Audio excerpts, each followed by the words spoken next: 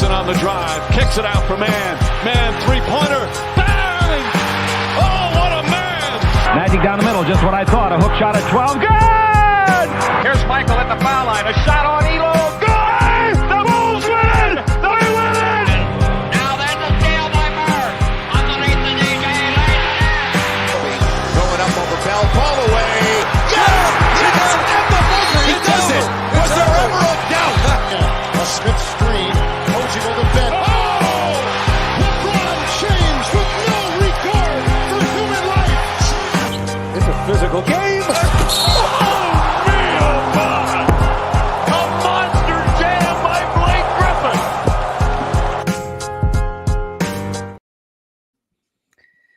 What's going on, guys? Welcome to another post-game live here on Dime Dropper for the 2023 playoffs. And for this one, what a night of games to talk about.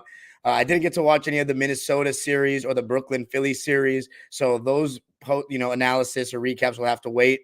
But we have two absolute bangers to talk about today, starting with the Lakers and the Grizzlies game 4, and then Miami and Milwaukee game 4. But before we get started, you already know the drill. For all things LA sports, there's only one place to go, and that is here on Dime Dropper, with specifically, of course, a focus on LA basketball. You already know the deal. Twitter, Instagram, TikTok at Dime Dropper Pod, and of course, subscribe to the channel and hit the notification bell so you know every time I post a video. We live every night of these playoffs. Laker fans, tell me how you feeling tonight. 3-1 lead over the Teddy Bears. What a game. What a performance, closing by LeBron James. Oh my goodness, 38 years young. It looked like he was pacing himself for this kind of thing. You know, LeBron, he has mastered his own game. He might not have the same burst he once had. Exaggeration. He does not have the same burst he once had. He's obviously been declining. But, man, if that's declining, he's better than still some players at their peaks. I mean, because his feel for the game at this point, his understanding of what needs to be done from him, from his teammates, you know, what kind of defense he's going to see, all these things, he's just ahead of the game. You know, he's reached that level where mentally he's as confident as he can be. And, you know, this was kind of the Larry Bird approach to a game. You know, he has enough players with him now that he can kind of defer with his ball handling duties. And then when it comes the time to take over a game, he can be ready and conserve that energy. I always have been a little bit critical of LeBron that sometimes he feels like he needs to create every shot. And that's part of, you know, goes to the stat conversation. It goes to, you know, wanting to be given credit for stuff. But then it also goes to sometimes he needs to do that much. But with this Laker team, I think he has shown, first of all, at his age, you know, it's a little different, but he trusts D'Lo. He trusts Austin Reeves, you know, with the ball. And in this game, I mean, he was even trusting Dennis Schroeder with the ball a little too much. But the point I'm trying to make is, before we really get into the game, is that LeBron came up big. And, you know, we talk about LeBron as a Laker. You know, he won his only championship inside of the bubble. He didn't win it in front of Laker fans. You know, a lot of my really close friends, they say the same thing, kind of similar that I say about Kawhi. But obviously, I'd say they show more love towards LeBron because he still got them a championship. But it's still kind of like that. Sometimes it still doesn't feel like he is truly a Clipper or a Laker, or just we don't have those memories of them in front of those big sellout crowds of that kind. But it really felt like tonight was one of those moments you'll look back on as a Laker fan, and LeBron's time as a Laker, you know, in front of the fans after 10 years of not being able to have a sold-out crowd, a game-tying layup, you know, to add to the list and long list of clutch shots that LeBron has hit in the playoffs, especially, you know, even though he had that shot against Orlando and a couple against the Wizards his first time around in the playoffs, and, of course, the game-winning layup in Game 5 against the Pistons in 2007. It was mostly when he started winning chips. I mean, he started rolling out some game winners. Obviously, in 2018, hit 2 in a row. As I said, dude, in my opinion, I have a PhD in Bron. I could go on and on about his career and all these moments, but the point is he added to that long list in a Laker jersey. And so I think that was a big moment for him, and he did it to save Anthony Davis's ass. Now, Anthony Davis still made big plays on the defensive end like usual. On the offensive glass, his best period of the game was actually in the overtime period, so he came up big when the Lakers needed him most. But if it wasn't for LeBron James closing out that game, I don't think that AD would be getting off easy tonight at all. He would be very criticized, and rightfully so. So that brings us to the game. You know, as far as Memphis, it really felt like it was there for the taking. Ja Morant, in my opinion, he played really well. I haven't seen his stats yet, but from the eye test, I'm not going to look at him yet. So, by the way, if you see me looking at just same drill as yesterday, and by the way, I understand that I'm a Laker channel, Clipper channel, like LA channel, but I still want to attract fans of other teams, and it would still be cool if you guys checked out what I say about other teams. So I timestamped every game, every series when I talked about it. Last night I talked about Warriors Kings, Bucks, not Bucks, Warriors Kings, Knicks Cavs, and Hawks Celtics. So check that out if you want. It doesn't even have 200 views, and all my videos have been getting 200 at least lately. So by tomorrow it'll be at 200, but check that out. But obviously my analysis for those isn't as sharp as Lakers Clippers. Because there's no teams I watch every single, I try to get every single game on besides Lakers and Clippers. And admittedly, as you Laker fans know that are subscribed to me, I haven't been as good this season about it because when I went to Qatar, it was a lot. And that feels like so long ago that I can't believe I went to Qatar this season. That was insane. But I wasn't really watching Laker games with that same consistency. But then after they made the moves, I really started watching them again. Because I thought at some point, I was like, look, this Laker team is cooked. They're probably not going to trade Russ.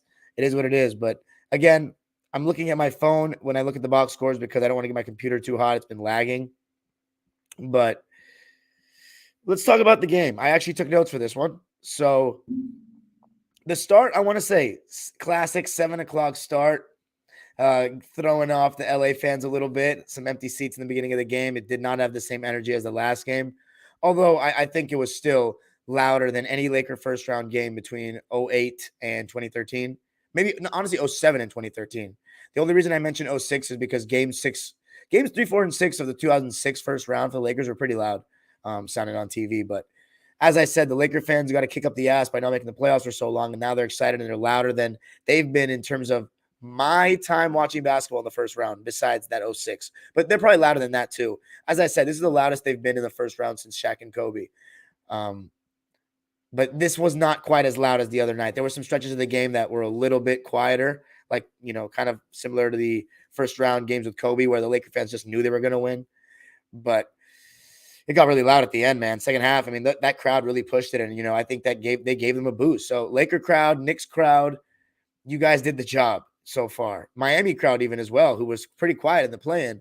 They've done a good job of helping their team get those wins. And when the game goes to overtime and you got a guy on your team that made the game-tying shot, the momentum is usually shifting that way. I was talking to my dad about it. We were watching the game, and I was like, does Memphis have the advantage here going into overtime because they got younger legs, or do the Lakers have the advantage because they're at home? And the answer was the Lakers. But they also have the advantage because, in my opinion, they have the two best players on the court. However, you can argue that Ja Morant was the best player on the court in this game, but I got to give the spoils to LeBron. He closed, and I'm big on closing. You know what I'm saying? LeBron has a more versatile package at the end of the game. He's a bulldozer, and he's LeBron James. He's one of the greatest to ever do this. Ja Morant's a fantastic rising point guard, but there's levels to this shit. And, Anthony Davis, overall in the series, though, has still been pretty damn good. I mean, his defense is just amazing. His shot blocking numbers, his rebounding. But games 2 and 4, offensively, he's been beyond timid. He's just been, I don't want to be harsh, but pretty pathetic. You know what I mean? It's like he can't be letting these guys like Desmond Bane just bully him like that. Like, where's the quickness on the moves? Where's your assertiveness? Where's I'm going to try to get deeper position down low? It just wasn't good enough from him. But the Lakers luckily still won the game 117 to 111. The Grizz, they've struggled to hit from the outside. And as I've said for 2 years now, and I noticed this when I watched them in the playoffs last year, and you can even go back to my recaps last year talking about them, when they're not hitting threes, and Ja's not getting whatever he wants at the rim, they are not that good. They have no plan B. And what I don't like is when Ja Morant, a lot of times when he's playing, they don't look at Jaren Jackson as a go-to guy. They just have him spacing the floor for Ja. And I think that when Jaren Jackson is a go-to guy, that adds an element of we can dump the ball down and maybe get a more high percentage shot, something that maybe can get us to the line. I don't remember seeing many Jaren Jackson dump downs or him going one-on-one in this game. And I didn't see enough of that last year in the playoffs. And I remember being blown away his rookie season when I went to a game live against the Clippers, and he was hitting jump hooks with both hands. I saw that early in this series. I just don't think he was really, let's see, He was 5 for 15 in this game. So maybe I'm wrong. Maybe I got to go back and watch the film, and maybe he was getting more dump downs. I don't remember that much of it. And yeah, he didn't shoot the ball well. I mean, that's not good. 33%, 0 for 4 from deep, but 14 points, 14 boards for him still, and 5 blocks. I mean, his shot blocking and his rim protection is incredible. But I thought the Lakers, their defensive energy to start the game was good. It's very clear what they were doing. I thought they were good at the point of attack. AD was actually guarding Tillman in this game. LeBron was guarding Jaren Jackson more, which is weird because Jaren Jackson was dominating LeBron in games 1 and 2 when he got him down low. But I think the Lakers were doing it because they didn't want AD to get put in the pick and roll. Not because AD's bad defensively in the pick and roll. He's actually amazing in drop coverage. But I think it's because they wanted to have him as the backside rim protection.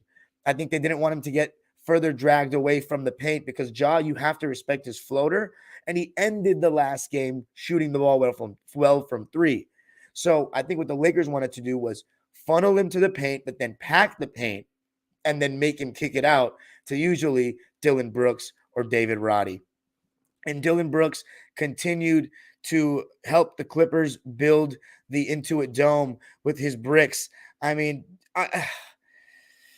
DB at Oregon was a beast. He was a beast. Like, he had a great runner, floater. He was aggressive. He didn't play like this. Like, he was a wannabe Bill Laimbeer type. But he's just, oh my goodness. 4 for 11 from the field, 1 for 7 from deep. The Lakers are going to let this guy shoot all day long, and they're loading up on Ja. They're loading up, and he's bricking everything. But the Grizzlies, they only one player on this team embraces the mid-range game. One player. His name is Desmond Bane, and sometimes he doesn't go to it enough. 12 threes he shot. He shot 25% from 3. You want to know what he shot from 2? 11 for 17. So, I'm sorry, 10 for 17. So, big difference. Sometimes you got to take those long twos. That's the one thing where I say analytics has negatively affected this sport, because the long 2 is considered such a bad shot because, in my opinion, when you can take a 3 or if you're spotting up, it definitely makes much more sense to be at the 3 and not at the long 2 range. If you're a Clipper fan, the Q Ross range. If you really know you really know the Clippers, 18 feet away, basically. Where they used to spot up for the 80s and 90s to spread the floor. That's where power forwards used to spot up around 15 to 18 feet away from the basket. Because they still tried to spread the floor back in the day sometimes, like in the 90s. You know what I'm saying? Like, these people, motherfuckers, act like spacing the floor is a unique concept just because the spacing is totally different. Like, all right, I hate that Stone Age garbage that people act like. But the point is, that range is neglected when you're in the pick and roll, right? And you're the ball handler. You got to just take what the defense gives you. Okay. And they're going to funnel you to the mid range because their people are uncomfortable today shooting that shot. You know what I'm saying? And obviously it's not a 3 and it's not a layup. So in terms of efficiency, you know what I'm saying? It's, lower percentage or whatever, but you got to take what the defense gives you. And if you really are a shooter like a Desmond Bane, you should be able to shoot from everywhere on the court and not think about the analytics. You're just playing ball. And the Grizzlies, and part of that's the coaching staff. Part of that's Jenkins, who doesn't embrace the mid-range as a coach. And that, you can see it in the way that they play. But let's go back to my notes for a second. Yeah, I thought the Lakers' defense in the point of attack was pretty good in the first quarter. They were funneling shots out, but I thought that Ja Morant started the game well, getting to the basket and still attacking when he could, still elevating at the rim when he could. AD, as good as he was blocking shots, I think he had, 5 blocks in this game? Let me check. 4 blocks in this game. He wasn't exactly the presence that he was in the previous games, in my opinion. I don't know what that was. It was just his body language was just kind of off all game for me. Vanderbilt, though, started out the game pretty well for the Lakers. 7 points, nice cut, a little rebounding, even hit a corner 3. But the Grizz also started with energy. However, the Lakers closed the first quarter well. A LeBron big 3 got the crowd going, and after 1, they led 29-23. As far as the second quarter, I thought that you saw some good defense from Troy Brown and Dennis Schroeder. The Lakers were able to push the lead up to 14, 44-30. The Grizzlies just could not hit shots from 3, and at the rim, the Lakers were packing that paint. But they closed the second quarter on a 15-1 run. And part of that was because D'Angelo Russell and Anthony Davis were not hitting shots. There was no aggression from AD. He was going up soft. Obviously, he has Jaren Jackson on him, but even when he had Desmond Bane on him, like the dude is not being aggressive. He's not working quickly enough. He gets the ball way too high. Shaq was talking about it with Bam, but it applies to AD as well. Watching Karl Anthony Towns and Bam Adebayo and AD, the reason why these guys are way worse than Embiid and Jokic, forget all the skillful shit y'all be seeing. They catch the ball in better areas, especially Jokic. And Jokic is he's strong as shit. But these guys, I mean, a lot of it's just ceiling, positioning, wanting to get down and dirty. And I think that they just get pushed out too easily. And somebody who also does, Julius Randle. It's absurd. Something that's definitely, when you watch older players, you notice. And that's why I always say keep watching film of different times because you notice differences in the game. I think that really helps us become more knowledgeable fans in the long run. But the Grizzlies, closed the second quarter on a 15-1 run. I thought Ja, he was trying so hard. I really loved his just his fight tonight. And Desmond Bane, he wasn't hitting his threes, but he was starting to get into the mid-range and having some success. I thought Austin Reeves was struggling a little bit on defense, but offensively, he was actually the Lakers' best player in the first half. He was hit a couple of mid-ranges, hit a three, getting to the rim, getting to the line, getting MVP chance. And LeBron was being, passive. He was waiting for the right time. I could see his strategy. I think he had that sense, just being in the league for so long. He knew it was going to be a close game. Bane, by the way, I exaggerated just now. He only had 3 points at halftime. So nothing there. But AD only had 2 points at halftime. 2 points. That's inexcusable. And you're not going to get away with that against whatever team you're going to play in the next round, quite frankly. And you're also wouldn't have been able to get away with it if Brandon Clark and Steven Adams are playing. And I'll tell you what, Brandon Clark, he's a massive loss, like just so massive. He's so athletic, and he was really good in the playoffs last year against the Wolves, and even the games that they won against the Warriors, just crashing the offensive glass and being a rim protector, amazing help side defense. Third quarter, both teams got off to a much better offensive start. LeBron James, I thought in the first half, his defense was on the ball, not very good. You can see the Grizzlies were kind of going at him. He also their plan is to hide LeBron on weaker, David Roddy's, the Dylan Brooks, just sagging off to conserve his energy. But I do think LeBron has done a good job of this, and I think he got better as the game went on. And I think he's actually had a pretty good defensive series overall. He's been much more engaged, and his effort level is much higher. He's done an amazing job of, and I mentioned this the last game, when the ball handlers for the Grizzlies are turning their back and driving to the cup, he's coming out of nowhere from the blind side to swat the shit out of them. And that's peak LeBron, locked in, engaged in the half court, his timing, his anticipation, knowing when the shot's coming, when the layup's coming, and when he's not in the line of vision of the player with the ball, so he can come and get those chase downs in the half court set. And a couple of huge charges. One, Ja Morant and Anthony Davis. When Tim Grover, I tweeted this, but when Tim Grover was talking about the players in today's NBA don't know how to land, and he was talking about the whole science of it all, the foundation and all that, AD and Ja Morant are prime examples of these guys that don't know how to land. Every single time they get off the ground, it seems like they fall down. In Ja's case, he goes up so high. But yeah, you know what I need to do, man? I need to get some moderators again. My old moderators are not here. So if anybody is trustworthy and says they're always in the live, message about being a moderator, because I want the comments to be playing as I go. But when I look at the comments, then I get distracted from my analysis. And, there's people listening to this the next day in the car. And by the way, shout out to all the people on the Spotify and Apple podcast that have been listening to me lately more. I feel like my numbers are going up. So really appreciate everybody. Let's go back to the game. Ja re-injured trying to break his fall with that right hand. And AD, as far as him, just really slow to move. There was one time where he got the ball against Desmond Bane in front of the three-point line. He was given the baseline. He would not spin over that left shoulder. He was taking hours to make a move.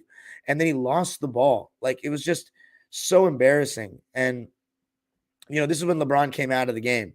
And LeBron's been coming out of these games like in the third and first quarter around like the 5-minute mark. Then AD gets his rest, and then they both, finish the game together. But D'Lo, it was making some foolish plays in the third quarter. I mean, terrible transition defense. He still, he started to get his shot going, though.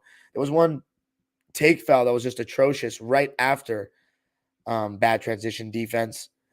But LeBron and Austin Reeves were able to restore some order when they came back into the game. And Austin Reeves in this one struggled with foul trouble, and I thought he just had a tough night defensively. I think Austin's a good defender, but a lot of times he was guarding Ja. He really struggled at the point of attack, and I think that made AD's job harder. And, he was just taking to the basket a couple of times. He struggled to play D without fouling. It was a tougher game for Austin Reeves. Rui Hachimura, he has been incredible in this series. He didn't really have it going tonight shooting the ball. He was only 2 for 9 from the field and 1 for 4 from 3, but he did make a big 3 on a good LeBron pass in that third quarter. And, one thing I felt that was interesting with Memphis' strategy is that they were starting to let Laker players turn the corner and not help on the drive. They were sticking to AD on the roll to try to keep him off the offensive glass and leaving dudes like Vando or like Dennis Schroeder open on the kick out. And those guys were open, Troy Browns of the world, but for the Lakers, they weren't even hitting threes either. In the game, they were 10 for 36, only 28%, but that was better than the 21% that Memphis shot. So a lot of bricks from 3 in the game. And that was the strategy of both teams to funnel certain things in that direction. I was shocked.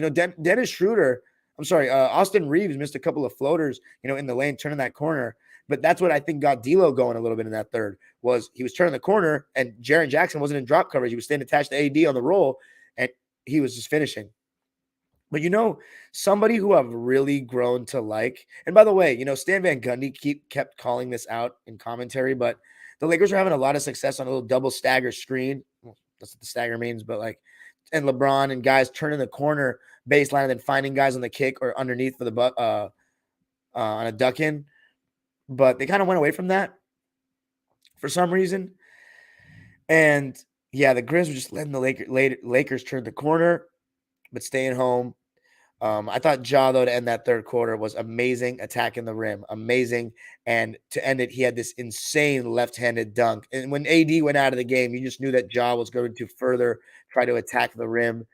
Shout out to the super chat. Domo Genesis says, we need AD to be aggressive, even if he's missing, and Reeves and Hachimura have been our X factor this series. Shout out to Domo Genesis. Super chats are turned on. If you want to drop $1 or a dime, anything is appreciated for sure. But the third quarter was won by the Memphis Teddy Bears, 31-27. They took a 2-point lead into the fourth, and the fourth was a better defensive quarter. Just 23-21 in favor of the Lakers.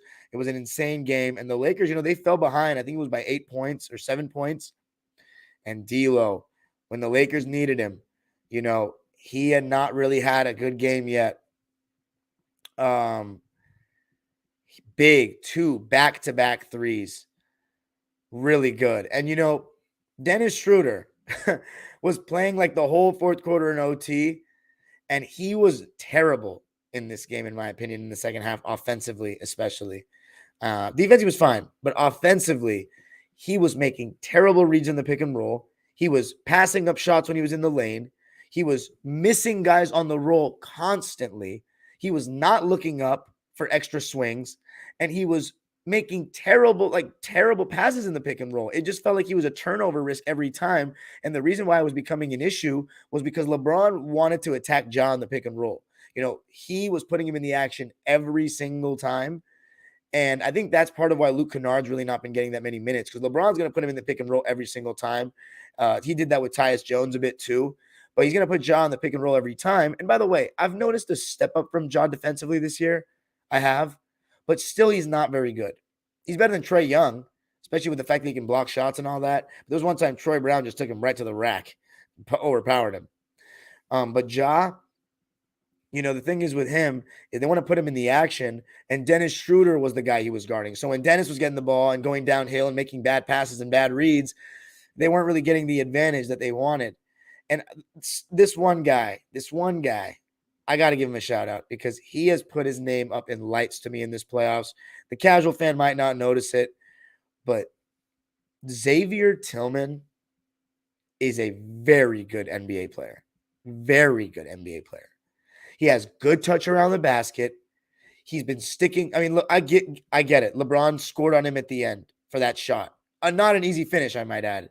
But for the most part, he has kept LeBron in front of him every single step of the way. It's part of why the LeBron AD pick and roll hasn't worked as well.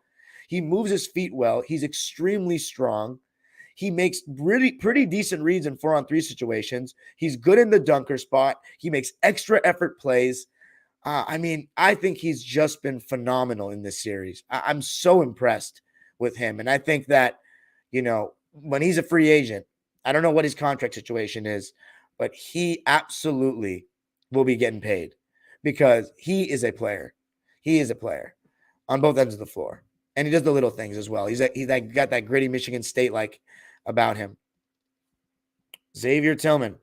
Yeah, I had to give him his props. But in the fourth quarter, it wasn't really Ja that was doing his thing. It was Desmond Bane in the mid-range area, coming off screens. He was fantastic. Big-time shot making. You finally got a Desmond Bane game.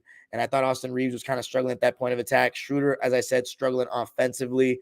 LeBron trying to get Ja in the action, but Dennis was the guy that he was guarding, so it didn't really create as many advantages as you would expect. AD was not doing shit offensively. It was crazy. I couldn't believe it. Actually, I could, because we've seen this. We've seen this movie before. Shout out to the super chat. Phoenix plays with Canadian dollars. Says New York versus Miami in round 2 is generational thug ball. Oh, I'd be afraid. I'd be a little hesitant about how you use that language, my friend. But I'm just kidding. I know you're referring to the late '90s rivalry, but I don't know. They are pretty physical and play good D, but we're not going to be seeing that again. Not in Adam Silver's NBA. Where was I? So yeah, AD was just not doing anything, was being extremely passive. And when I thought the Lakers were in a little bit of trouble, but I also want to say this, the Grizzlies were doing a good job of not really putting AD in the action as much. They were trying to put Vandos, LeBrons in the actions. I think they were still getting pretty good shots for the most part. But yeah, one of the big things I thought that made it a little bit nervy for the Lakers was that D'Angelo Russell fouled out. Especially with the way he was hitting shots in that fourth quarter. It was a little bit nervy at that point in time. And what a crazy finish. There was a couple of amazing possessions where Tillman was keeping LeBron in front of him. And LeBron at that point had like 17 points. Like he was playing pretty efficiently, but he took a couple of questionable threes in the fourth, and he wasn't able to get by Xavier Tillman. And that play, and by the way, LeBron was taking some really good charges, I might add, especially that one where Ja went up so high and was just completely out of control. Got to give LeBron credit for sacrificing his body, and also doing a great job on the glass. I want to say, and you guys are going to call me a hater for this, but I'm consistent. If you listen to me, I'm consistent. Giannis and LeBron, I'm not saying it's bad to rebound. Please don't get it twisted. But I'm looking at these games, right? And all of a sudden, these motherfuckers have 15 rebounds. And I'm like, have noticed like 6 of them. You know what that tells me? That a lot of them are uncontested and they're just coming to their hands playing catch. And that's not to take away from anybody. Somebody's got a rebound. But a lot of it's like anybody can get that rebound. The strategy in today's NBA is to get back in transition. To get back on defense to prevent transition points, not really to crash the offensive glass. Now, Memphis is a team, and the Lakers also, that do crash the offensive glass. And I'm not saying that all of AD and Giannis's rebounds were uncontested, but I'm just saying that it's not the same as the past.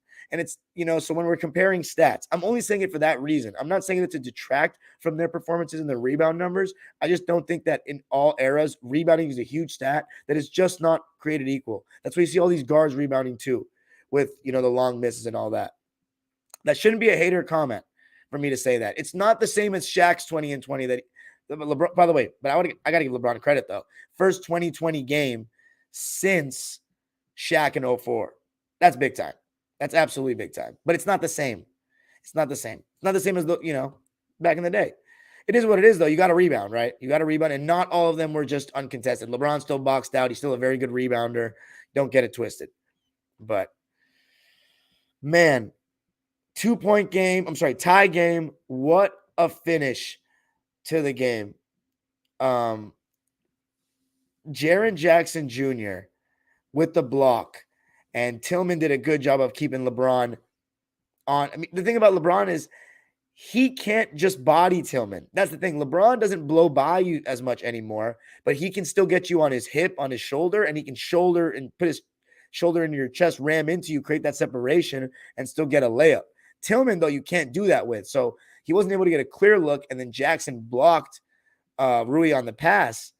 And then what a behind the back. It would have been one of the best game-winning assists in playoff history. Ja Morant behind the back pass to, I think it was Bane, to give the Grizzlies the lead. And then LeBron adding to his collection of clutch shots. I saw him catch the ball at the top, well drawn up. I don't know who drew it up, LeBron or Darvin Ham, could have been either. But great rip through. And, I've always been critical of LeBron in terms of at the end of games. I'm not the only one that says this. I think it's true. Sometimes at the end of the games, he doesn't go to the basket for two reasons. One, he might not get the call, which we've seen a lot in the past. And two, the line, where oftentimes he'll go 1 for 2. He has made his fair share of 2 for 2 from the line, but I think he ducks the line as well. And he's not great with the pull-up. So, but I'm really happy for him that he went right to the rim. A hard drive right. Jaren Jackson came for the weak side block. Look at that touch off the glass, high off the backboard. Take lessons, kids. Avoid the shot block. You got to have that soft touch off the glass over the top of the square. Beautiful finish by LeBron. Clutch by LeBron. And in overtime, and AD with the block to end regulation. And in overtime, thought the two best players on the court were for the Lakers. The Grizz ran out of gas. Ja Morant attacking the rim, but I thought Rui and AD and, these guys all did a good job of protecting the rim. I thought it was interesting that they went away from Vando, considering he was 6 for 9, 2 for 5 from 3, and his defense was better at the point of attack. And they went with Schroeder, even though he was playing poorly, but we'll see if that comes to bite the Lakers in the ass in other rounds. But I thought that Ja Morant, he was trying, but it's just too predictable to me with Ja. Like, it's just, he's going to attack the rim, and listen, he's going to create a bunch of good shots from 3, but if his teammates aren't hitting, then that's it. You got to have Jaren Jackson be more of a go-to guy. And I just thought that the Grizzlies' shot profile is just not very good. They just keep chucking threes. LeBron's getting shots at the rim. He had a take on Jaren Jackson too. For him to be able to blow by Jaren Jackson at 38 years old in overtime is unbelievable. That's crazy. And AD started to get going, had like 5 points in the OT. So the Laker defense, the way they kind of pushed with that crowd, it was a huge win. And it was led by LeBron James, who just kind of had the control of that game. Oh my God, I just accidentally deleted a note that I don't think I was supposed to delete. No big deal. But yeah, the Lakers win it. 117-111. Take care of business. Defend home court. Got to give a shout out to the Laker fans who really, in my opinion, helped the Lakers cross the finish line in both games. Really did their job of making the Staples Center feel like a tough place to play again. And I don't think it's been a fortress like that in the playoffs for the Lakers since, well, look, in 2008, they didn't lose a home game in the Western Conference. I don't think that was a huge crowd thing, though. I watched the playoff games with my friend Oceans. There wasn't a crazy crowd in 2008. In the conference finals, it was good, but it wasn't like this. It was just having Kobe and Powell. But I think it's been a fortress for the first time since like early 2000s. Got to give the crowd credit for that. Let's read the stat lines for the game. Starting with the losing squad, Memphis, who only shot 40% from the field and 21% from 3. I think one thing to watch as well was the offensive rebounds. Memphis in the first Memphis in the first half was the better team on the offensive glass. We're leading in second chance points. And then the Lakers got a couple of them later in the game. LeBron and AD doing work on the offensive glass. The Grizzlies had 16 offensive rebounds to the Lakers 13. The Grizz also shot 12 more shots, but the Lakers shot 10 more free throws. The Grizz went 9 deep. Santi Aldama played 7 minutes. He had 2 points on 1 for 2 shooting. The only shot was a layup in transition against Austin Reeves. Tyus Jones, who's one of the best backup point guards in the league, to some of the best. I'd say after Brogdon, he's the second best. He only played 9 minutes. And he's been struggling in that pick and roll, and it's partially because, Ja's playing such heavy minutes, and they don't want to have them both out there together for defensive purposes. He only had 2 points on 1 for 2 shooting. So I'm still waiting for the Tyus game, but it might not be a Tyus game with Ja playing so much. And then Luke Kennard, 14 minutes only, 2 for 4 from the field. Those are all threes, and he made them, obviously. But he was a minus 10, which was tied for the worst on the team. So maybe he was getting picked on defensively more than I saw. And then Roddy, 20 minutes. He was the highest, played bench player. He was 3 for 10, 30%, 2 for 6 from 3. So the Lakers are going to funnel threes to him. He was only really done well in game 2. He had 9 points and 5 boards. He was also a minus 10. Then the starters, who all played 41 minutes or more. Here's the thing. If you're playing Dillon Brooks, as good of a defender as he is, and he's not a great defender. Actually, no, he's a very good defender, but I think a lot of it's just he gets away with hacking too. But yeah, he's pretty good. Oh, I forgot about LeBron's and one. I should have mentioned that. I'm not going to forget that. LeBron got an and one against Dillon Brooks to seal the game. I think that was fitting considering all the trash that DB has talked about him, and LeBron's just taking it on the chin and just done his LeBron thing. Just stay quiet. Just kill him with your game. And the roar of the crowd. I don't know why, man. I don't know. The faces LeBron makes, I don't know why. It just looks kind of, I don't know. It looks kind of cringe to me. I don't know why. But hey, man, you got to let out that primal roar. He earned it. He earned it. How about, not saying it's cringy for him to roar. It's just the face that he makes. I don't know what it is, man. Dillon Brooks, 4 for 11 from the field and 1 for 7 from deep. He had 11 points, 5 rebounds, 4 assists. The Lakers will let him shoot all day long. How about Xavier Tillman, though? 42 minutes played, 12 points, 8 rebounds, 6 assists. I think you saw him make some good reads in the short roll. Just a high IQ player. Tom Izzo, 5 for 9 from the field for Xavier. For Jaren Jackson, as I mentioned, a double-double, 14 points, 14 boards, 5 blocks, which is amazing, but 4 turnovers, 5 for 15 from the field, and 0 for 4 from deep. He was 4 of 5 from the line. And then Ja Morant, 44 minutes. Wow, never mind then. Ja didn't play as well as I thought. 19 points, 8 for 24 from the field. Jeez, 33%. He can't shoot threes well. I know he made him he just got hot at the end of game 3, but 1 for 6 from 3 and 2 for 4 from the line. I want to say his hand's affecting him because it definitely is, but I think he's still playing well enough. I really do think he's still playing well enough. I think that you needed a little bit more from Jaren Jackson. And I also just think that the Lakers, when there's no Steven Adams and Brandon Clark, I think they're just a better team. I don't think there's any shame in the Grizzlies. I think they're just a little banged up, for real. But I just don't like the way they play basketball. But they're banged up. There's no reason to make any crazy changes. But let's see if they got. I think they have some fight left in them. And I said Lakers in 7 before the series. It's looking like Lakers in 6, which a lot of Laker fans were picking. But we'll see if the Grizz can finish it off in Game 5. I'm sorry, if they can prolong the series by winning Game 5.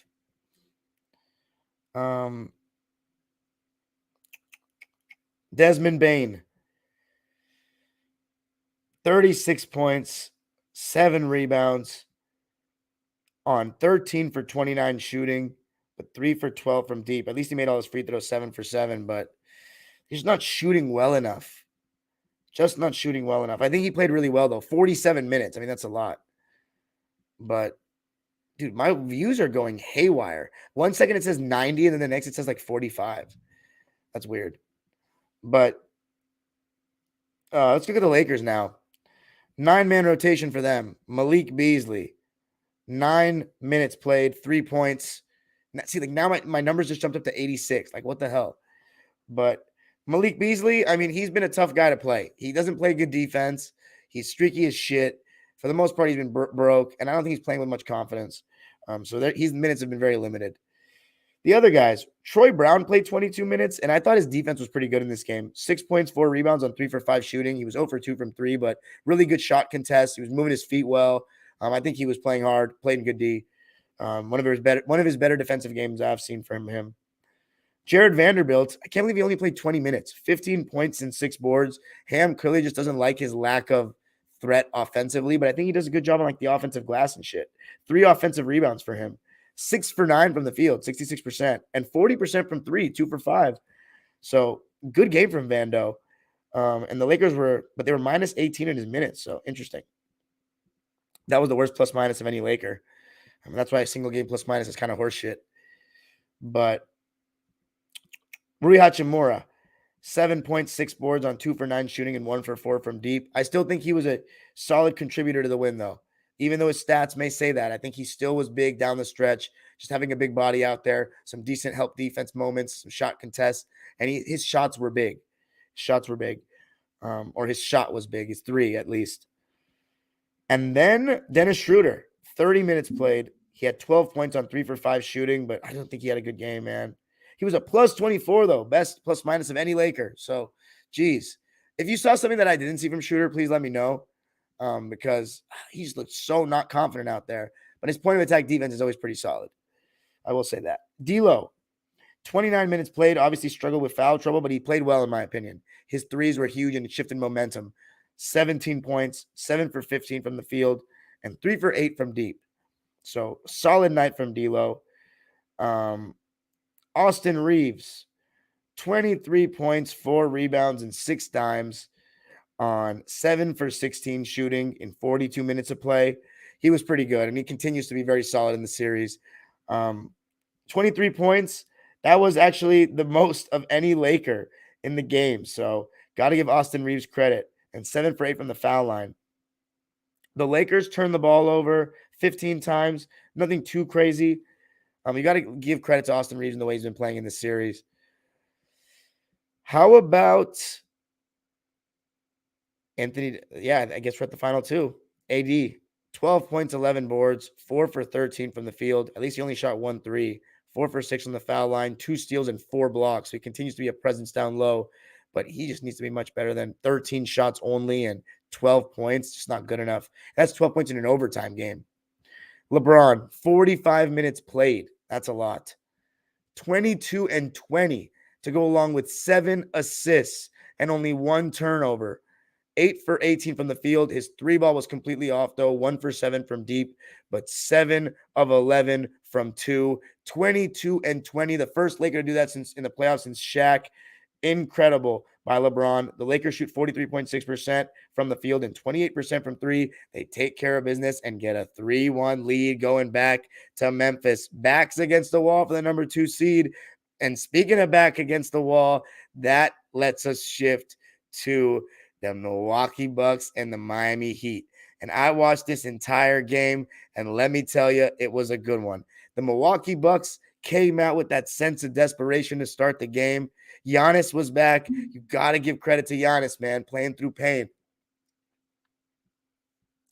playing through injury, consistently risking his body in the playoffs. We've seen it before when he won the championship. But Jimmy Butler, by the way, I didn't talk about game 3. Game 3, obviously no Giannis, but the Heat took it to him, and Jimmy Butler sets the tone, but everybody else played so well for Miami. Duncan Robinson has been having a little bubble resurgence in this series. He was great in game 3. Lowry was great in game 3. We've seen him be great, since that playing game against Atlanta that they lost. Caleb Martin had a double-double, and the Bucks weren't really hitting their 3-ball. And in this game, Jimmy Butler again starting out with a great first quarter. I think he had 17 or 19 points in the first quarter. He had 17 in the first quarter in game 3, had 19 in this one. And Jimmy Butler, I just love the way he attacks. I mean, he did shoot 8 threes in this game, but he shows to all the people that say you need a 3-ball to be amazing as a scorer in this NBA, he proves that to be completely false. Because again, as I always say, nobody is gluing you to the 3-point line. You know what I'm saying? You can catch the ball at the elbow in the mid-range area. You can post up and you can make your move from there. You don't have to do it. Now, off the ball, it seems like they prefer to have Jimmy either at the dunker or sometimes spotting up for 3. I think you got to be able to have a catch and shoot 3. I think as a guard or a wing, you should be able to have a catch and shoot 3. But even if you don't, if you spot up from 18 feet away, or in Jimmy's case, sometimes he just catches in, passes up the 3, and will just go one-on-one and get into a secondary action. But what I love about him is I think he has now hit his peak after 2021. So these last 2 years, he started to peak now. In 2021, he was playing more of a point forward kind of role. He was getting a lot of triple doubles. But when the playoffs came, he looked super uncomfortable scoring compared to what he did in the bubble. He wasn't shooting with confidence. he was passing up a lot of shots. His mid-range was off. His three was nowhere to be found. And he just had one move, hard drive right, and was not hitting his jumper. He was just not scoring. And after that, last season, I noticed a change in the way he kind of approached a couple of things. For one, his three-point shot is adjusted. He doesn't get much lift off the ground when he shoots it now. And he does a little bit better from three.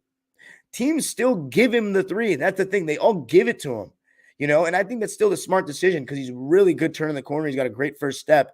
But I think what has really changed from him, his patience has gotten so much better. His footwork, the way he uses up fakes, the way he pivots and turns the corner around your body, the way he uses the glass, the way he can sometimes catch the ball around the basket already, like he's actually posting up, He has a turnaround over his left shoulder. I don't know about the right shoulder. I got to pay a little bit more attention. He went to it at one point trying to bank it in on the left side of the court, and he got fouled. But at least he has one turnaround. He can spin over either shoulder for a layup, and it's all about where he catches the ball. I think he's so much improved off the ball. He finds those dirty work points. He finds those just reading the defense and how they're guarding him, getting over screens. He'll back cut. He's intelligent in his movement. He shows you how you can get all those points without being a three-point shooter. And he's a solid mid-range shooter. They'll even go under the screen in the mid-range, but he'll use that like John Wall used to do. And that's why I always say, you don't always need a three when you know how to counter certain things.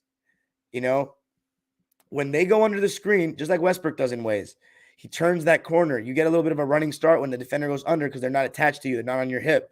He does a good job with that. And when you just keep getting you don't need to get the screen at the three-point line. You know what I'm saying? You don't need to. You can keep getting them to rescreen until you're getting it around 18 feet away, where now, if they go under the screen, you're more comfortable shooting that jump shot. Usually, a lot of times, they'll ice Jimmy Butler to his left or right, but he's shown a good ability to turn the corner and drive and finish and also make nice pocket passes to Bam, oh my God. His offense is just so frustrating. I mean, he's not aggressive at all. They sag off him completely. He has stretches where he'll make that mid-range with consistency, but it's just there's no give me the ball. I don't know how this man averaged 20 points in the regular season.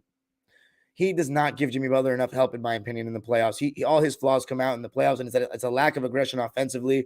There was a time in the first half where Pat Connaughton was able to block him in the post. He was playing small. You got a body. Shaq was talking about it. He's not getting deep enough post position.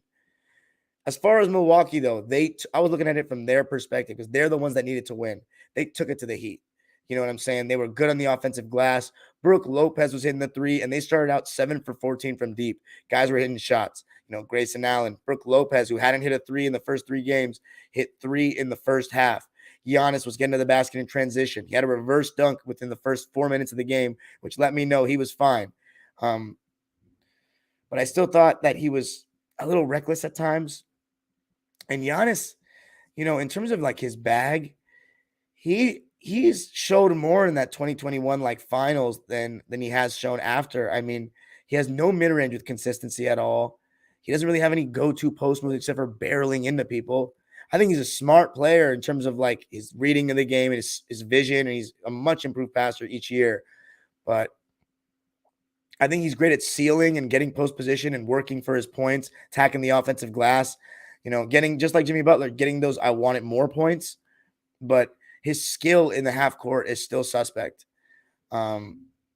But Drew Holiday, as great a defense as he plays, by the way. And mind you, Jimmy Butler's doing all this shit on Drew Holiday, on Giannis. They're switching the pick and rolls. And Giannis, he's still doing a pretty good job against Jimmy Butler at times. But Jimmy's still scoring, whether it be a step back mid-range he was getting over him or a couple pump fakes, pivots, flipping the shot around him. I mean, Jimmy has shown such incredible shot making and just counters to what he's seeing defensively against the elite of the elite. And Drew Holiday is one of those elite of the elite. And he's still making plays defensively, but offensively. And I love Drew Holiday. But he makes terrible decisions in terms of shot selection. He'll just come up and chuck a three within 5 or 6 seconds of the shot clock without passing it once. Those are terrible possessions. Those are what I call the shots that one time I always say this story. Adam Keefe from the Utah Jazz went to Stanford. He was my coach one time.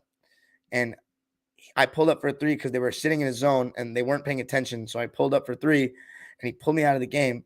And he said, you just made your teammates run up the court to watch you brick a three. You're the point guard. You're supposed to be getting them involved.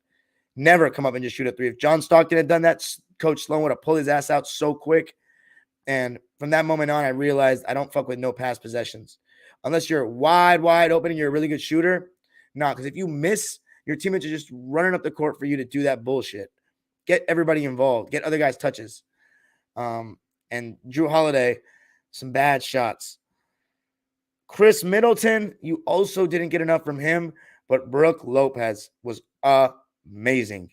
You know, his rim protection, his rebounding, his offensive, you know, his roll into the basket a couple of times. I think it was like 3 times in the game where Giannis found him on a lob.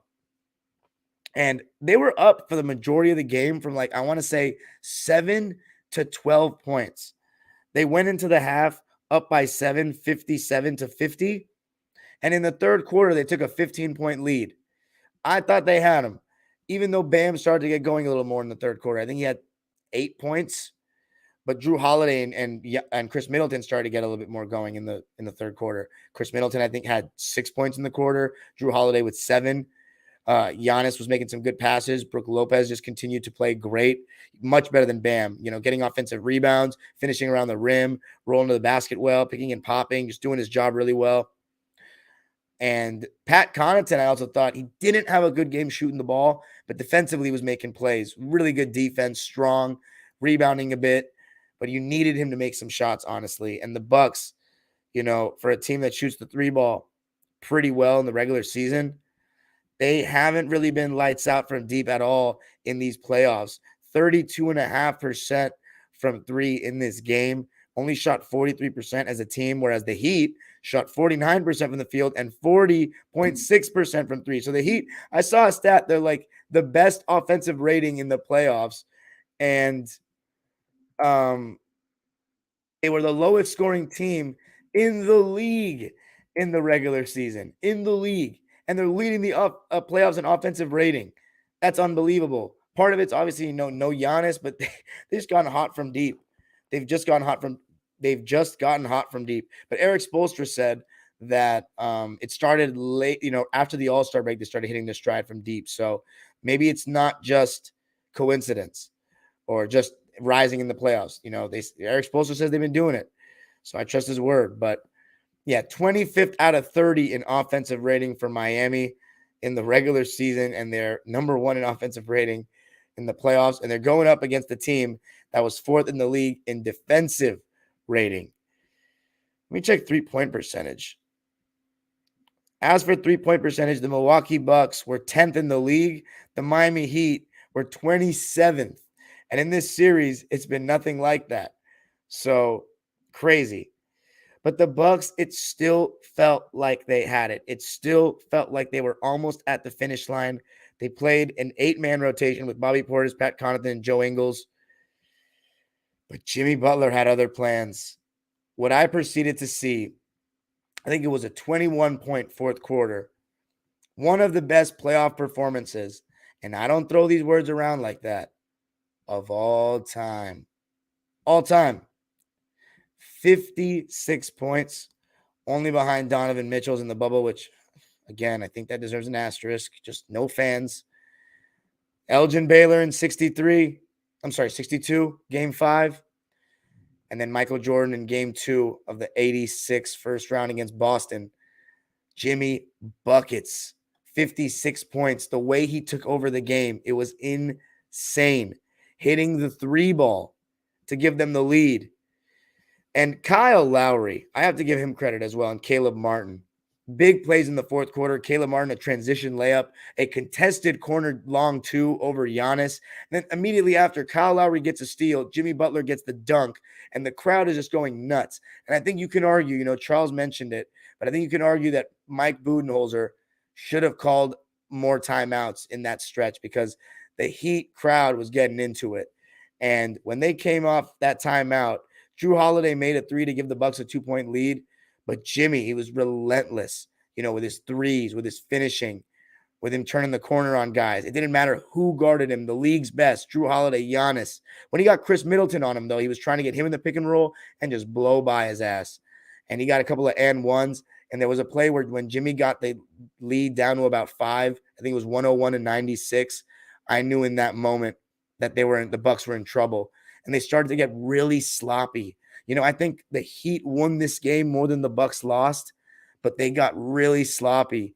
Giannis was missing shots around the rim. Drew Holiday was turning the ball over, got stripped. Chris Middleton was turning the ball over. And, when we saw Giannis win the championship, he had some good closing moments, but a lot of it was Chris Middleton late in games.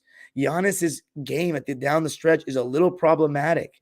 It's a lot of bully ball barreling in, and when teams wall him off, he doesn't have many counters. He's not hitting shots from outside the paint, and that has limitations. And that's why you need a Chris Middleton or Drew Holiday to be bigger than what they were. And Jimmy Butler was just the best player on the court in this game. He started taking over. He hit a 3, and then in transition on the next possession, the step back long 2 with his foot on the line to put them up 102. I want to say it was it 105, 102? I think it was. Insane. The place was bouncing. I couldn't believe what I was seeing there. It was a guy willing his team across the finish line. And then Giannis barreling to the rim. Great verticality by Bam. And then Jimmy goes to the line again. Here's the MVP chants from the crowd. One of the best playoff performances in NBA history. Maybe the best in Heat history, but I wouldn't say that. D-Wade had some insane performances in the 06 playoff run. And then he had that game against Boston. I think it was game 4 of the 2010 first round.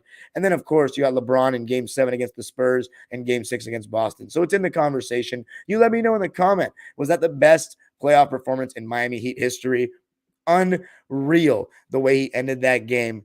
The Miami Heat win it. Take a 3-1 lead over the number 1 seed in the best record in the league, Milwaukee Bucks, 119-114. Look, it's tough for Milwaukee. When you look at this game, you needed more from your stars at the end. You needed them to close. A lot of it's late game execution. It's going to come down to ISO ball or just executing. And I think the Giannis Brook Lopez pick and roll was working pretty well. That was getting them the best looks. And I'm surprised when Jimmy's guarding Giannis and Bam is guarding Lopez or vice versa.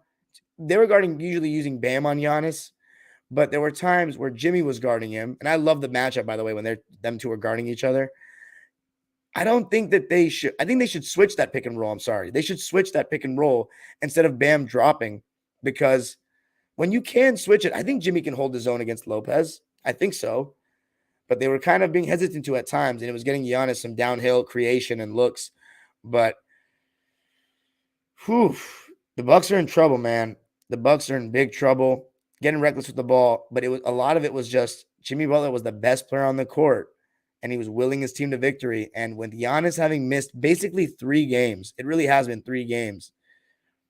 You went 1-2 in those games, and now you had a virtuoso performance. It just puts a lot of pressure on Giannis and the Bucks to win this game, and for Giannis to be great right away. And granted, he was pretty great. He had a triple-double. His defense was really good, but you got to close. And there was a player that was better than you on the other side, and I consider Giannis the best player in the world.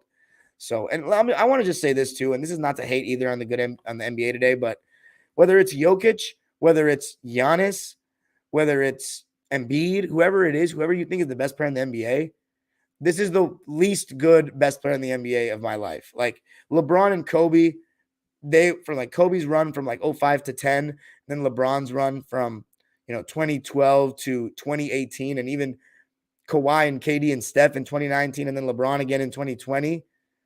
After 2020, these, who's been the best player in the world has been finally up for debate. Neither of them are better than Kobe and LeBron were, or KD and Kawhi were, or Steph there. I mean, I think Steph last year, though, you can put in that conversation. If you want to say Steph was the best player in the league, you can say that. I said Giannis, but I'm starting to think maybe it was Steph. We'll see how if Steph can beat Sacramento, we'll see. I may call him the best player in the world because he is Steph Curry, who I consider a top 12 player of all time. Probably 12th. But we'll see. I don't have a list. Let's read the lines. The Milwaukee Bucks, they had 16 offensive rebounds in this game, which was it's +7 in that department over the Heat. They shot 10 more shots as a result. The Heat shot 5 more free throws. As I said, the Heat shot 49% and 40.6% from three. The Bucks 43% from the field and 32.5% from three. The Bucks turned the ball over 14 times. The Heat turned the ball over 15 times.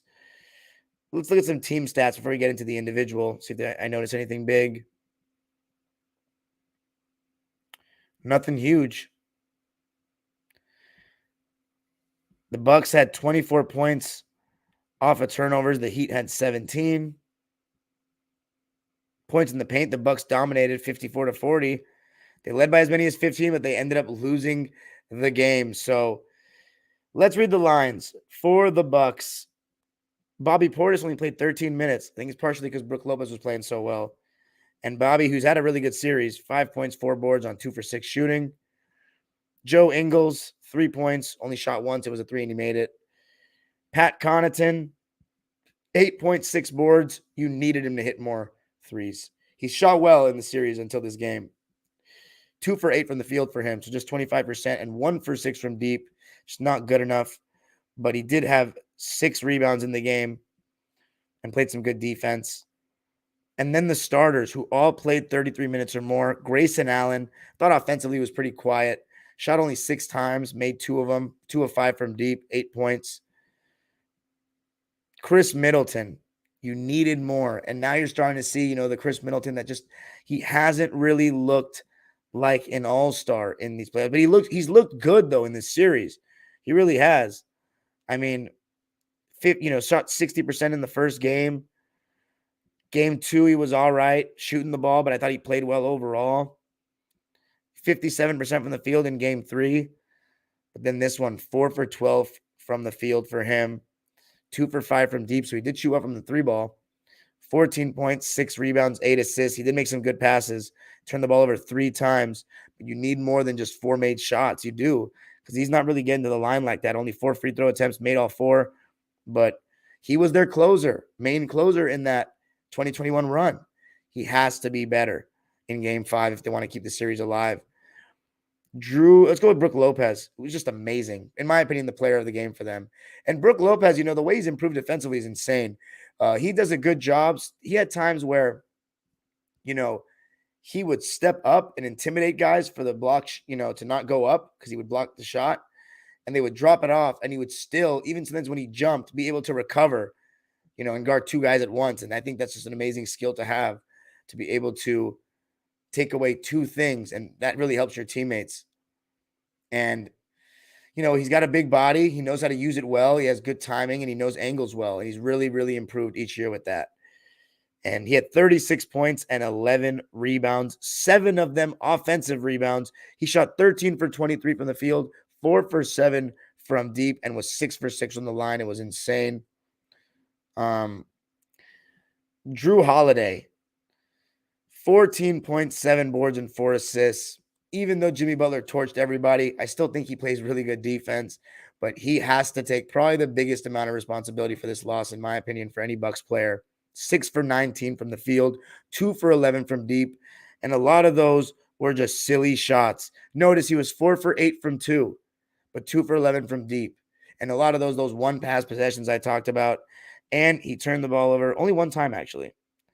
But then Giannis, 26 points, 10 rebounds, and 13 assists. Just making some really good passes, some solid reads in the pick and roll, finding Brook Lopez on those lobs, because guys are going to be ready for Giannis to drive. They're going to load up, and he just found Brook Lopez a couple of times over the top. 12 for 22 for Giannis, only 1 3-point attempt, which I liked. So he shot really efficiently. 2 for 4 from the line, only 4 free throws. And then 6 turnovers, though. As I said, a little sloppy with the ball, and it just didn't end well for him. For the Heat, they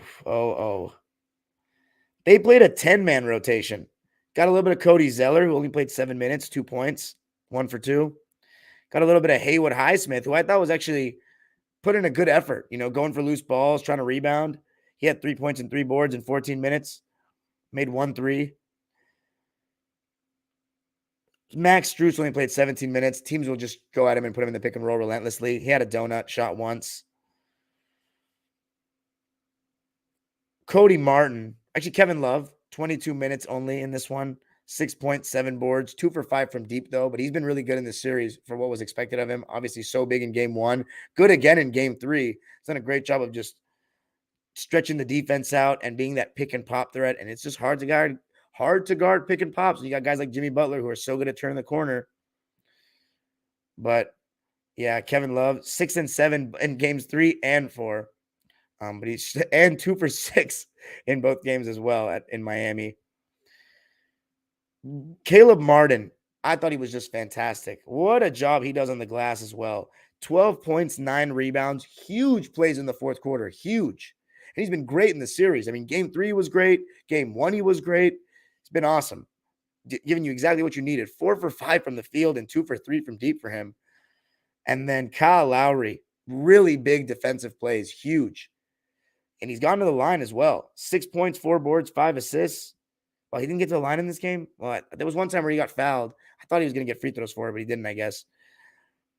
And a big steal. He also got a block. It's been really good. And then Duncan Robinson. Where'd this come from? 9 points, 4 boards. And in game 3, there was even a time where he took Drew Holiday to the rack. I couldn't believe what I was seeing. 3 for 5 from the field and 3 for 4 from deep for Dunk. So, wow, Heat getting production off that bench. 30 total points, while the Bucks only got 16. 14-point advantage for the Heat there, who have had a lack of depth, people have said all season. But Lowry off the bench, he's been proven to be good. And then the 3 starters, Gabe Vincent. I thought he had, bad offensive possessions, but he also had some good offensive possessions. I thought that he did a good job of, he's 4 shots. It was diverse. He had 2 threes, got to the basket one time, keeping the defense honest, and he was playing hard. 10 points for him, 8 assists. So as I said, he had some good reads on some driving kicks in the pick and roll. He'll take that. 4 for 13 from the field, though. 2 for 6 from deep. He also had 5 turnovers, so a third of the turnovers came from Vincent. So Heat fans, if I have any, I don't think I have any except for Moises Canyeca. And actually, no, ZZ Visions as well. So I have 2 Heat fans. Let me know what you thought of Gabe Vincent. And then Bam Adebayo, 15 points, 8 rebounds, 2 assists. I think he was better in the second half, but he's going to have to be much better to win this series. He's the perfect guy to throw at Giannis, but he's going to have to be better to close this out. You can't just expect Jimmy Butler to do that over and over.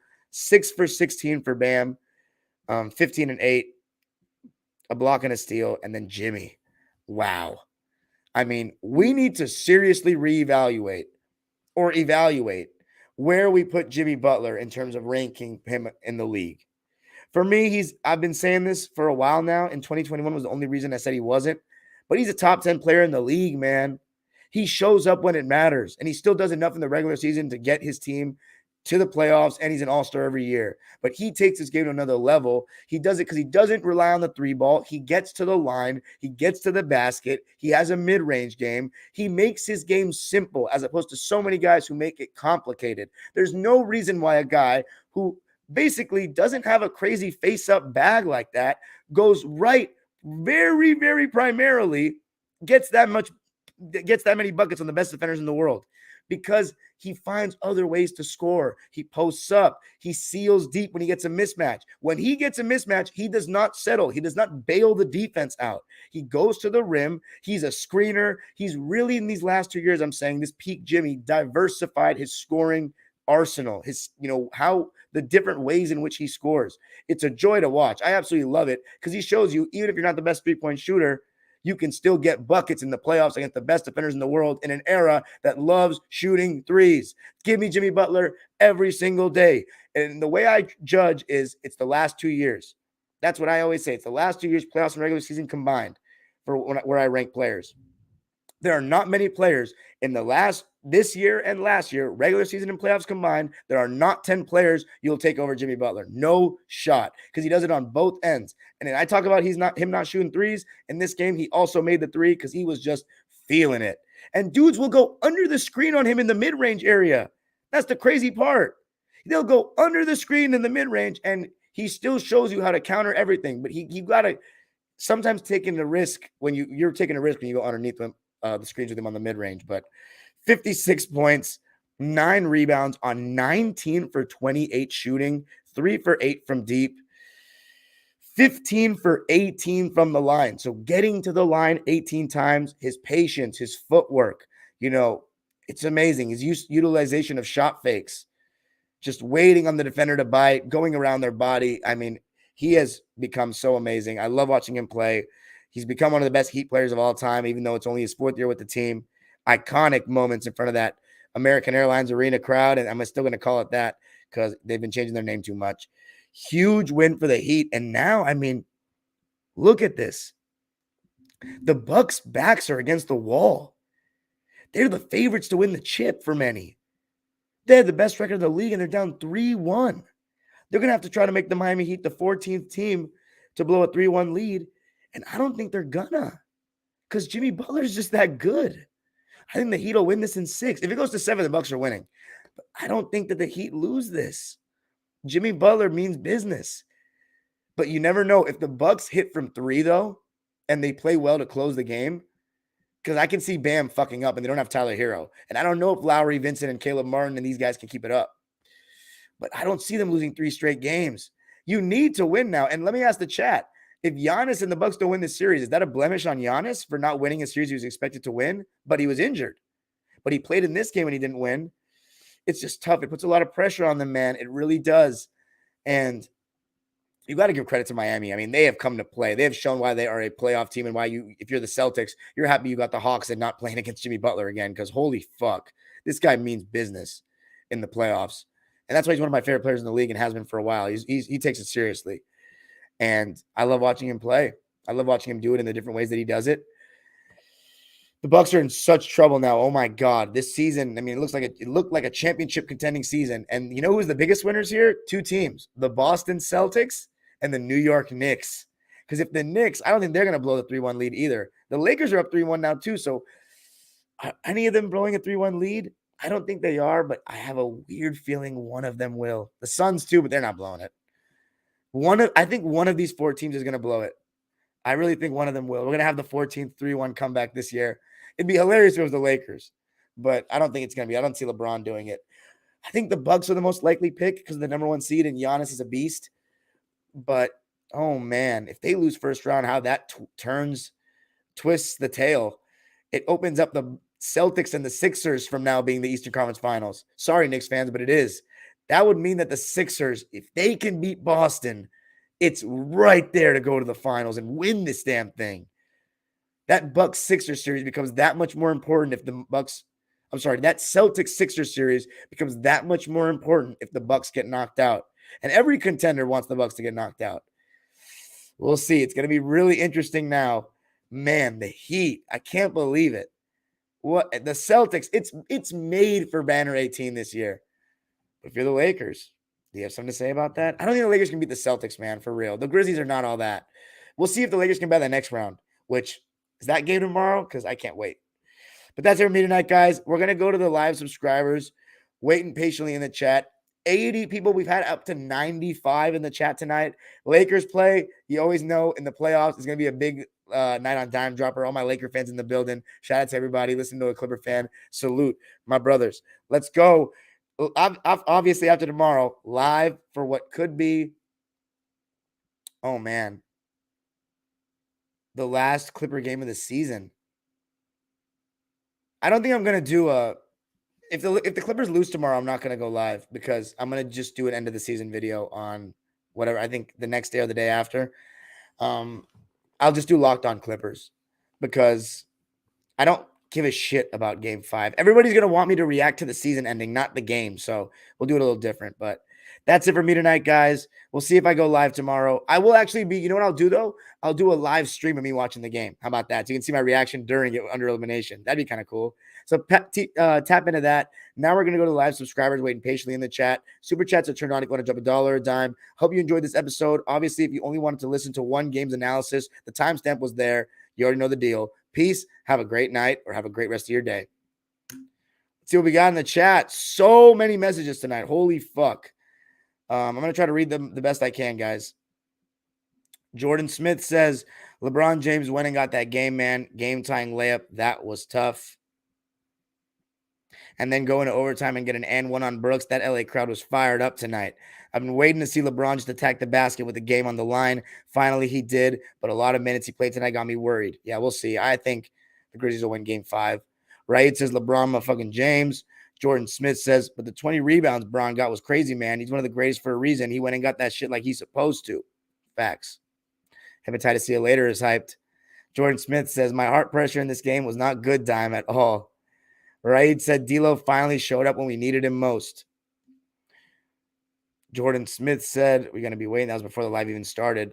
Said, that was a crazy game, man. AD was pissing me off. I feel you. Hepatitis See You Later said, AD struggled, but his defense is always world class and came up in the 4th in OT. That's facts. And Jordan Smith says, that's the thing with AD. He's always going to give you the elite defense, but them D'Lo threes was huge. I haven't been this happy about my Lakers since the bubble, man. I can't blame you. Hepatitis See You Later says, when we drafted D'Lo in 2015, we envisioned moments like these, him knocking down clutch threes in the playoffs. I'm so happy our young pup found his way back to LA. Yeah, and he's played with Kobe and LeBron. Pretty crazy, but he didn't play with a good Kobe, which sucks. Jordan Smith says, now, if only the Clippers can come back down from 3-1 and beat the bum-ass Suns. Yeah, doubtful, man. Paul George was seen, kind of one-on-one drills today with Wesley Johnson in practice, but they've been both ruled out for game 5. Jordan Smith said, I never wanted to let D'Lo go, man. We knew he was going to be clutch, but seeing him them clutch threes was so nice to see since we literally drafted him.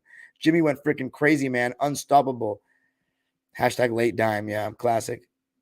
Hepatitis See You Later says, it hurts me to see D'Lo go to the Nets. I couldn't believe it when the trade went down, but it did make sense to get off the Mozgov contract, which allowed us to sign LeBron. We also got Kuzma in that. Facts. Jordan Smith said, yeah, us getting LeBron was crazy. I didn't see that coming, but I kind of knew someone else was coming with Bron, and it was AD. Yeah.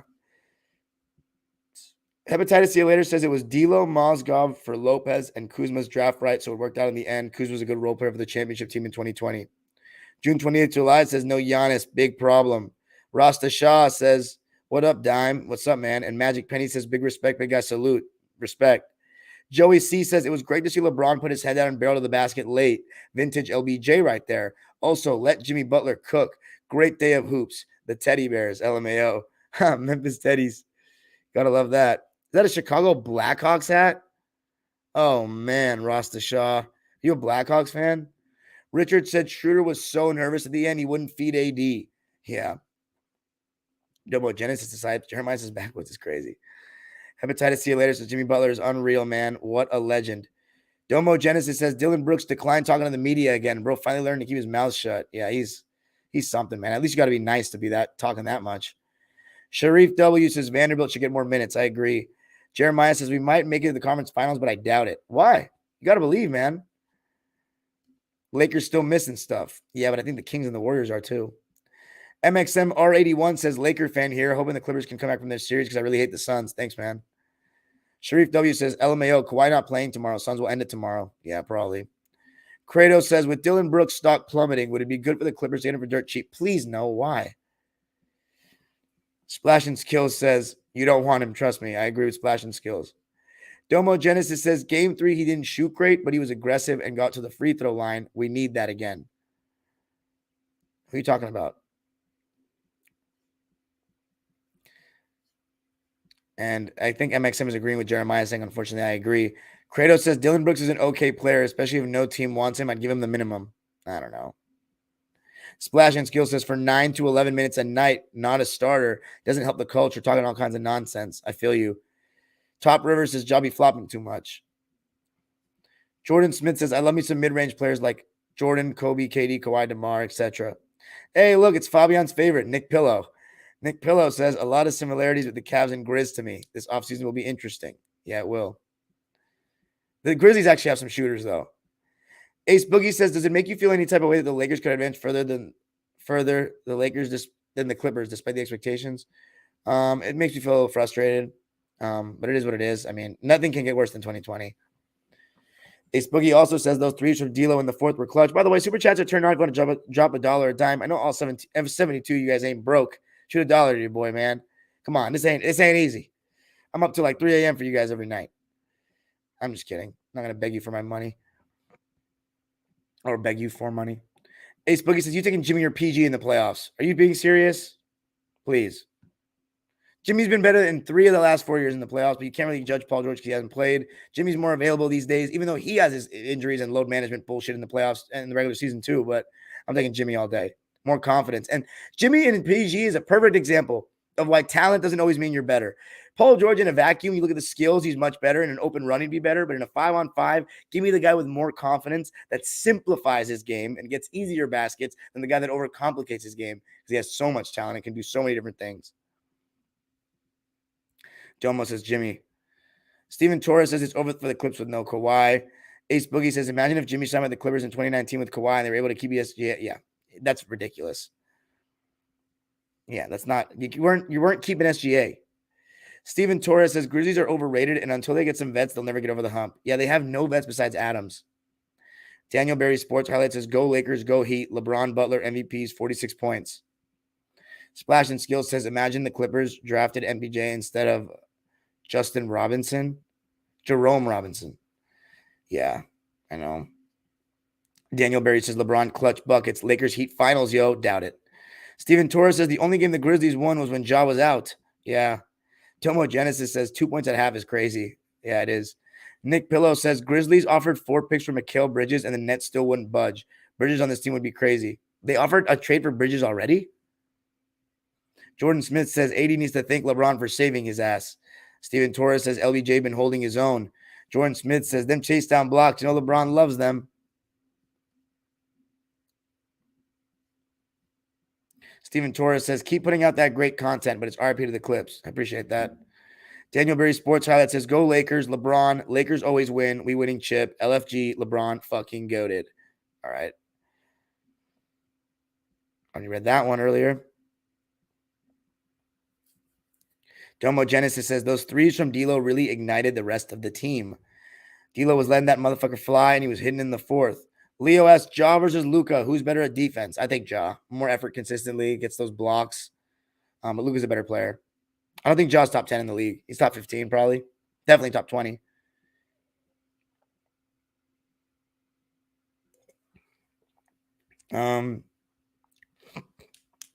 Domo Genesis says props to Tillman for really being balling. Daniel Berry Sports Highlight says D'Lo MVP. I think he said LeBron's MVP. Hepatitis says Dillman is one of those big man role player championship teams need, sort of like a Bobby Portis. I agree. Student of the game says the Lakers are supposed to win this series. Nobody expect the Grizzlies to win this round. I wouldn't say that.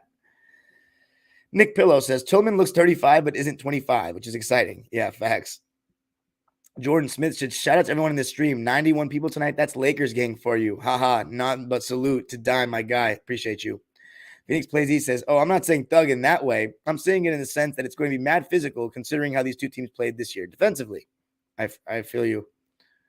Nick Pillow says, man, it's finals week, 2 a.m. here. I appreciate you, man. Phoenix Plays E says the half court about to be disgusting. Yeah, it will. Domo Genesis says facts. Oh, on my comment about the rebounding. Yeah, I don't think that's a hate comment. I agree. Just a cool stat line, to be honest. Jordan Smith says it's not a hate comment time, but I do think LeBron's a great rebounder over his career. Maybe some people might disagree, but I think he is. I think he's a good rebounder. I think he's so big and strong, you should be getting those kind of numbers. I'd say good. I wouldn't say great. Great for a small forward, though. If you're just looking at his position, he's great. Yeah, of course. Hudson Main 87 says Lakers, baby. Sacramento said Trae Young is going to Houston. Based on what? By the way, yeah, Houston getting Udoka. Oh, my God. Jesus. That's going to be crazy. I still don't know what to think of Udoka because I don't know all the full details of what happened in Boston. Sacramento says Jaylen Brown is going to Houston. Victor Houston plus James Harden. This team will be lethal. Are you a Rockets fan? Look at you have a Rockets logo. Your name's Sacramento? Hepatitis to you later says trade to Houston. Don't they already have enough chuckers who play no defense? Sacramento says it's reported Cam Johnson, James Harden, Trae Young, Victor, and Jalen will all be a Rocket with Ime Udoka. Get the fuck out of here, dude. Nick Pillow says trade to Pelicans is my guess. I don't think they're trading Trae. Imagine if they trade Trae and build around DeJounte. That'd be ridiculous. Atlanta loves Trae Young. Oh, my God. Oh, my God. This guy with his takes. Nick Pillow says, Grizz needs to hire my man Sean Livingston to get these boys mid-range right for next year. That's my man, Sean Livingston. Still one of the most devastating moments for me as a Clipper fan. Thoughts on Kyrie to the Lakers? Don't think it's going to happen. I think the Lakers are going to try to re-sign D'Lo and run this team back. Continuity. Rog Smooth 3 says, what face are you supposed to make when you roar? No, I don't know what it is about LeBron's face. I don't know. It just looks kind of ugly. I don't think LeBron's ugly, though. You know what I mean? I'm not trying to be like, I'm straight. You know, I'm not, okay, let's not get into these words, but I am a straight male. Not trying to comment on anyone's looks, but LeBron's not an ugly guy. I don't know. The face, makes me roar is kind of ugly. I don't know what it is. Sacramento says, would you take him? Kyrie? Nah, not really. Phoenix plays East. I thought the series would go 7. Domo Genesis says, nah, Schroeder was hella sloppy. Okay, I feel you. Nick Pillow says, man, Drew tonight was not it, man. He wasn't. Hudson Main 87 says, admit it, Clipper fans. Lakers is the best. No, I think the Celtics are the best team in the league. Y'all preparing for that Cancun trip tomorrow. Why does that bring you such joy? Eric Chan says, is Kawhi out tomorrow? Yes, he is. Yeah, I think that's what it is, G. Says LeBron faces because of his nose. LMAO. It looks like a round nose. I think that's what it is. Nick Pillow says, when was the last time the Lakers beat the Clippers? It was that bubble game. Yes, see, Eric Chan's on top of it. Eric Campro says, do you think the Bucks will come back? I think I already answered that question. Eric Chan says, Giannis has to play the game of his life. Hudson Main 87 says, the Bucks is deer meat. Eric Chan says, Butler's not going for 56 points again. Does he need to go for 56 points again? Hudson Main 87 says, Butler got the momentum now. Milwaukee in trouble. Nick Pillow said, Jimmy is so old school. He definitely is. June 28, July says, how number one seed get like this? It's called Giannis being out for basically 3 games. Eric Chan says, it doesn't really matter. It's just not very likely. I mean, Ja had 45 points and could shoot lights out last game, and today he shot like crap from 3-point land. Yeah, I don't know about that. Hudson Main is right. He says it does matter. And he says Lakers in 5, buddy. Okay. Nick Pillow says Bam is so disappointing, but then again, I think it should be a 4. Why, though? But it's the same as Evan Mobley in that sense then. He can't stretch the floor. He can't even – his mid-range is just – it doesn't look reliable. Like a couple times they were leaving him open, but Lopez was still getting a decent contest in there. Same with Giannis. And it's like he still should be making that. Like, it's just not good enough. Eric Chan said, I'm not saying he don't have momentum, but Butler going for 56 again is not likely.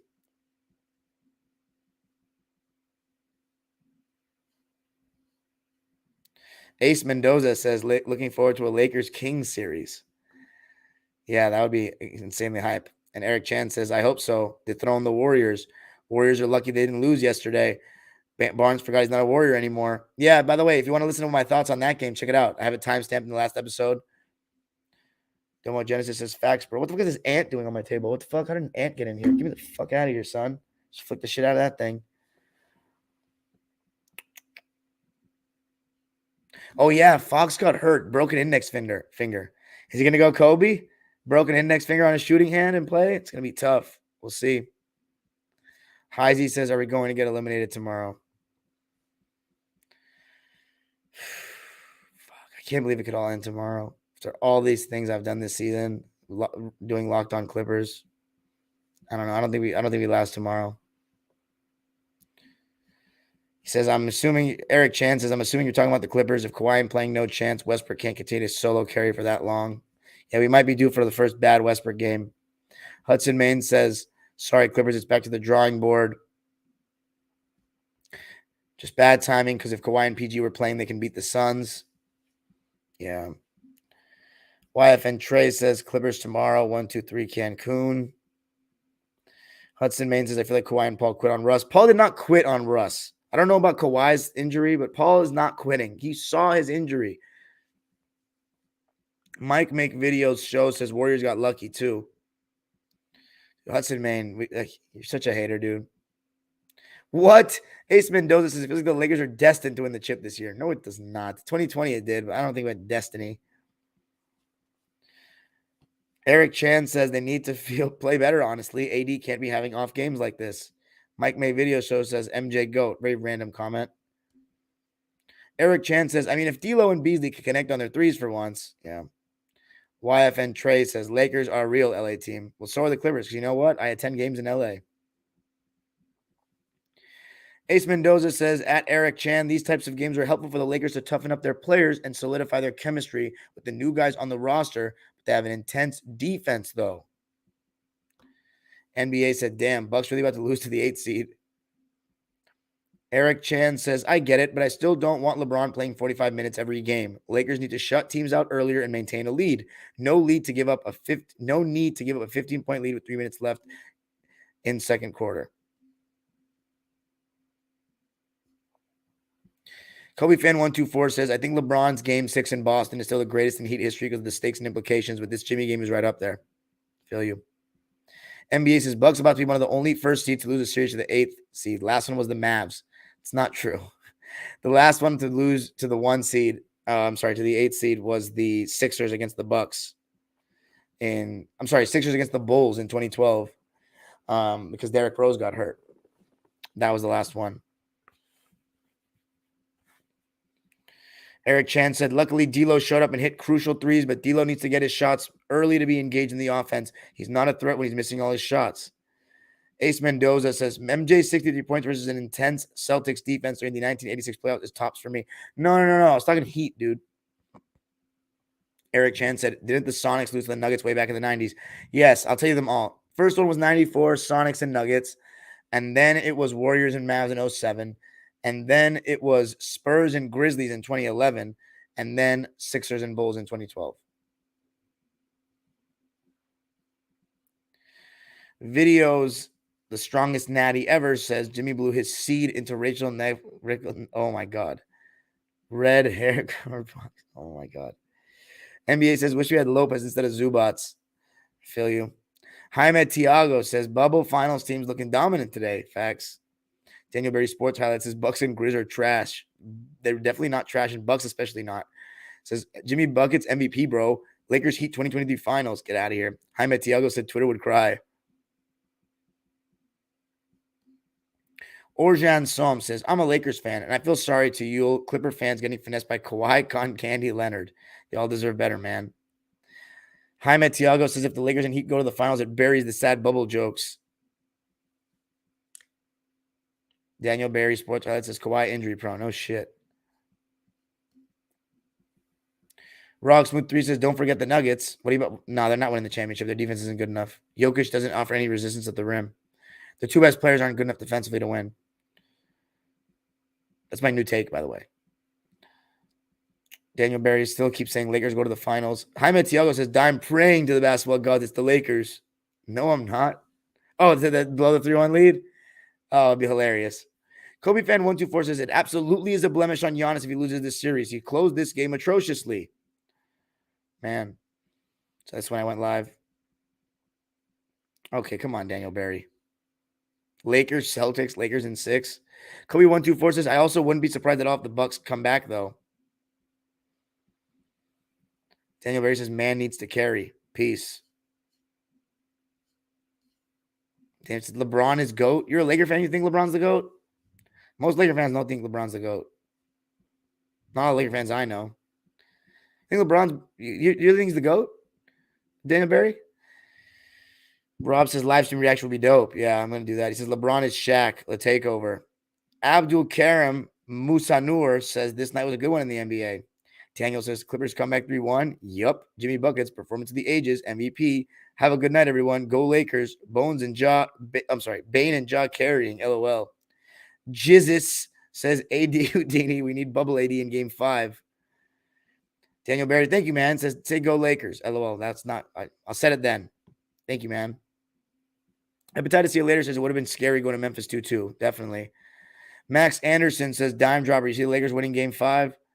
They could, but I don't think so. I think the Memphis Grizzlies have enough pride and they'll finally have a good shooting game from 3 and they'll win. I think the Lakers also take it easy. Daniel Berry says if the Lakers lose next game, it's going 7. I don't know. What kind of confidence is that or the lack of confidence? Hey, thanks, June 28th, July. Says, who's your dream Clippers team? You can grab anyone from today's NBA. What? I mean, do I have a salary cap here? What do you mean? And okay, I would like Stephen Curry, Devin Booker, Jimmy Butler, Giannis, and Jokic. That would be pretty nice.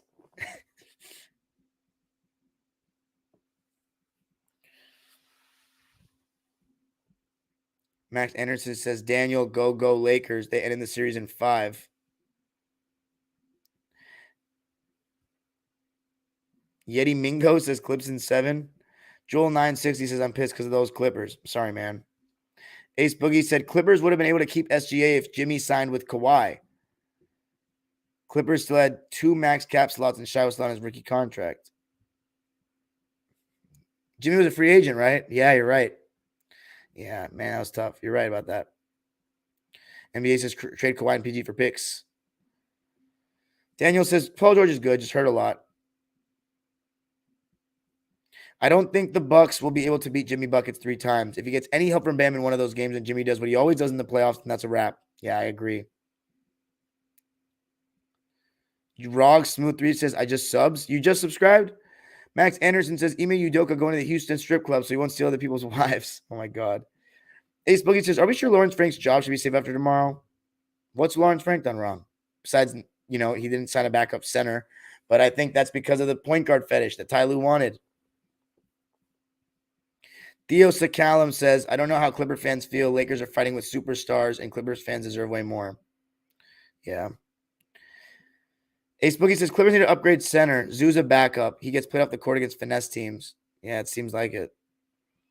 Daniel Berry says, Warriors with the injury teams dynasty. No K-Love, Irving, Kawhi, CP3, Moran, Fox. I don't know about all that, man. You guys are haters. It happens to everyone. KB Magic says, what's good, Dime? What's good, KB? I know you didn't like the performance of LeBron tonight. That made you sick. Hepatitis says, man, if Nick Nurse is down to be an assistant to Darvin Ham, that would be dope having him help Ham out. But I think a guy with his reputation will not be an assistant. Lakers not firing Ham. Yeah, I agree that Nick Nurse is going to get a head coaching job. And if Ty Lue walks away, I think the Clippers will hire him. Daniel says, Lakers always go to OT. Ace Boogie says, after 4 years, there's 2-3 more of a bust than LeBron and AD. Of course, didn't win.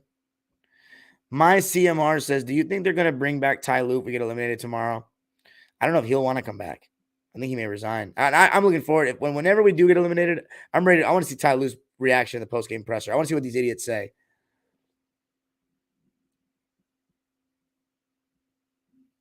June 28th, July says, damn injuries, man. Yeah. KB Magic says, Knicks beat the Heat as an 8 seed in 99, I believe. Oh, you're right. You are right. Good job, KB. June 28th, July says, Dime wants Suns to blow the lead. Of course.